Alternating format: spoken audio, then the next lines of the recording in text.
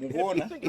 kundiputatu kumene makhala 5 years mukulamula kukanika kusisa china chilichonse mutalika miyezi 10 wasisa simenti zinthu zambiriso ndipo zasika zinthu zambirimbiri inu munasisa cha anthu amadya achitezo uko inu munasisa cha olomandishi munasisa ndipo zikabwera pa upusa tumeko zanuzo muzikasusa ku parliament osamabwera pa social media kumazatiputa mwatimva kuno bwino komanso ku parliament komuka masusa zofoyira ife zizitipeza ndipo tiziyankhula mwatimva kuno bwino Malawi tusanga zabwerere kuzavotera MCP kunapo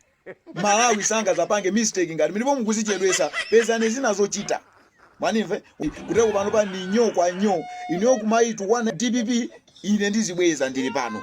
iniyo kumamunyoza pita mutalika ineyo ndizibweza ndili pano mwanimva kuno bwino nyo kwa nyo agarin